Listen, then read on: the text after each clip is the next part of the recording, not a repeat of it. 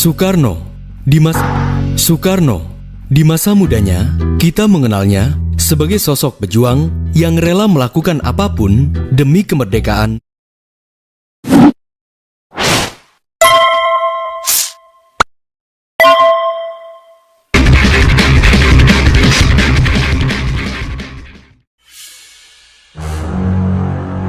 Sejarah Indonesia menyimpan bab luar biasa yang jarang diungkap. Kisah tentang Soekarno, sang pendiri bangsa yang hampir diangkat sebagai nabi oleh sebagian pengikutnya. Di balik catatan resmi sejarah, terdapat narasi yang lebih dalam, penuh nuansa dan misteri, tentang bagaimana sosok Soekarno melampaui peran politik biasa. Di tengah euforia kemerdekaan dan ketidakpastian masa depan, Soekarno berdiri sebagai simbol harapan, kekuatan, dan identitas nasional yang baru. Ia menjadi figur sentral yang mampu menyatukan berbagai kelompok, agama, dan budaya di Indonesia. Bagi banyak orang, ia bukan sekadar presiden, melainkan penyambung lidah rakyat. Bahkan dianggap pembimbing spiritual yang mampu memberikan arah di masa penuh gejolak. Karismanya begitu kuat, hingga banyak yang merasa Soekarno memiliki kekuatan di luar nalar. Gagasan ini tumbuh subur di kalangan masyarakat yang memadukan kepemimpinan politik dan spiritualitas, terutama di Jawa, di mana tradisi mistik dan kepercayaan lokal sangat kental. Beberapa kelompok, terutama dari tradisi kebatinan Jawa, mulai menyuarakan keyakinan bahwa Soekarno adalah sosok mesianik yang dinantikan, bahkan diyakini sebagai utusan yang membawa perubahan besar. Fenomena ini berkembang pesat, hingga menuntut respons resmi dari negara dan Soekarno sendiri. Pemerintah pun harus menyeimbangkan antara menghormati kepercayaan rakyat dan menjaga stabilitas negara. Kisah ini menantang pemahaman kita tentang kekuasaan, iman, dan identitas Indonesia, membuka ruang diskusi tentang batas antara pemimpin politik dan figur spiritual. Mari kita telusuri episode luar biasa ini, tentang karisma, mistik, dan warisan Soekarno yang masih membekas hingga kini, serta bagaimana kisah ini membentuk cara kita memandang sejarah bangsa. Untuk memahami mengapa Soekarno hampir dianggap nabi, kita harus melihat kekuatan karismanya. Ia bukan sekadar presiden, tapi fenomena yang membangkitkan semangat bangsa pasca kemerdekaan. Pidatonya membakar semangat, merangkul semua lapisan masyarakat, dari intelektual hingga petani. Soekarno merangkai nasionalisme, Marxisme, Islam, dan mitologi Jawa menjadi visi bangsa yang menggugah. Gelar penyambung lidah rakyat bukan sekadar slogan, banyak yang benar-benar mempercayainya. Media memperkuat citranya, menjadikan setiap kemunculannya peristiwa besar. Ikatan emosional yang terbentuk melampaui dukungan politik, nyaris menyerupai pemujaan.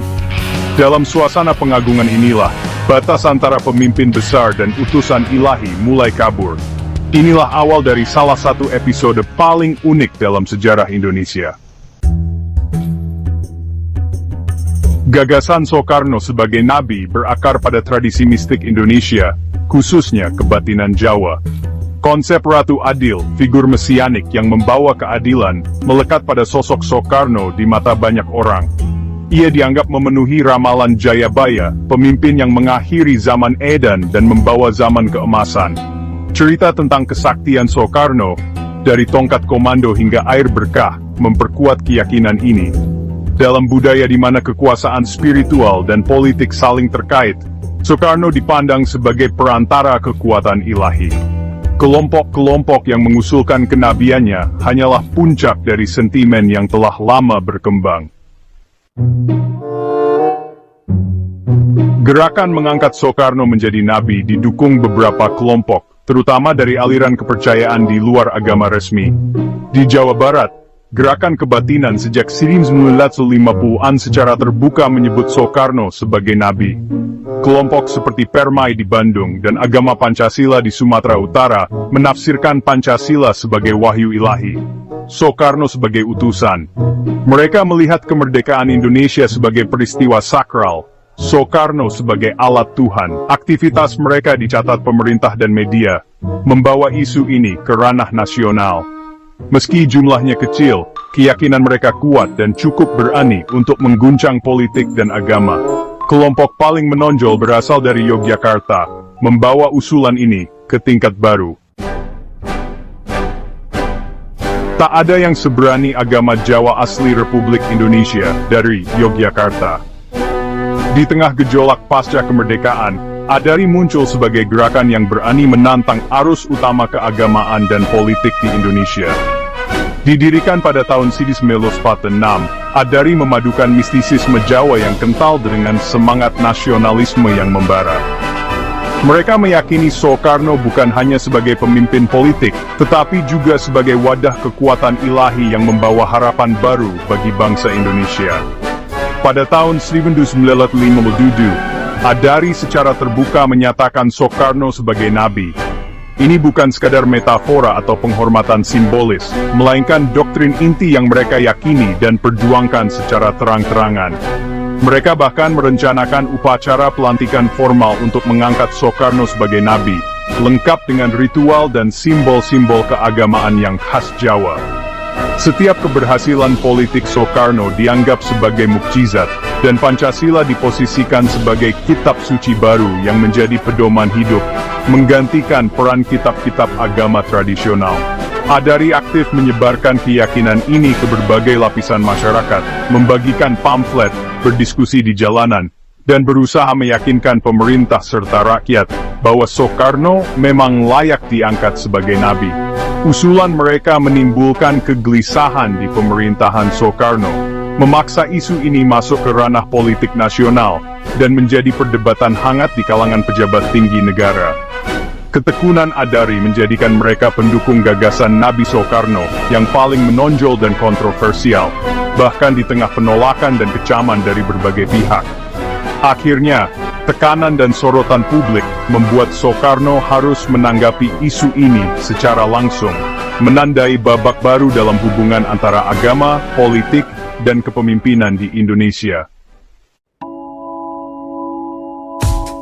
Dihadapkan pada gerakan deifikasi yang makin besar, Soekarno tak tinggal diam.